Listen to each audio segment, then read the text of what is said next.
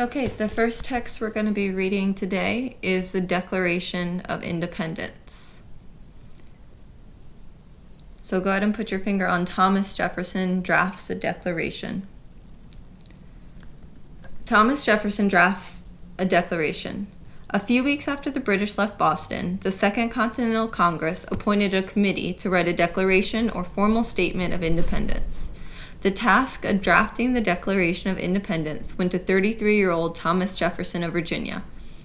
Jefferson's job was to explain to the world why the colonies were choosing to separate from Britain.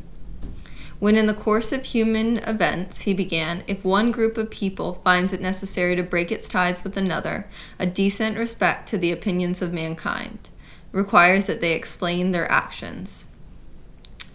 Principles on which to base a new government. Jefferson's explanation was simple but revolutionary. Loyalists had argued that colonists had a duty to obey the king, whose authority came from God. Jefferson reasoned quite differently. He based his arguments on the principle of natural rights. All people are born equal in God's sight, he reasoned, and all are entitled to the same basic rights. He called these rights unalienable rights, meaning they were given by God and could not be surrendered to any government. The king's crimes. King George, Jefferson thought, had shown no concern for the rights of colonists. Instead, the kings had total control over the colonies. As proof, Jefferson included a long list of the bad things the king did to the colonists. In all these actions, Jefferson claimed, George III had shown he was unable to be the ruler of a free people. The time had come. Jefferson concluded for the colonies' ties to Great Britain to be broken.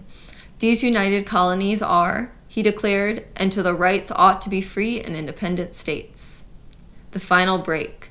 On July 1st, 1776, the Second Continental Congress met in Philadelphia's State House to debate independence. On July 2nd, all but one of the 13 colonies voted for independence. New York did not vote. No delegate was more excited about the colony's decision than John Adams. Debate over slavery. The delegates liked most of what they read, except for the passage on slavery. Jefferson had charged King George with violating the sacred rights of life and liberty of Africans by carrying them into slavery.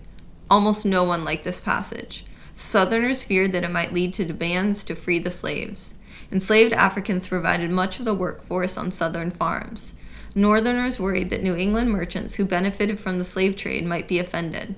Even delegates who opposed slavery felt it was unfair to blame the king for enslaving Africans. The passage was removed.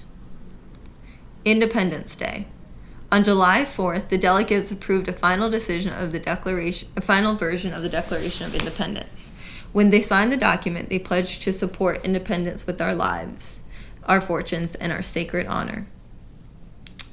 Make sure you look at those images and then go ahead and go down and respond to the questions number 1 and 2 and go back to the text to be able to find examples of important ideas from the Declaration of Independence.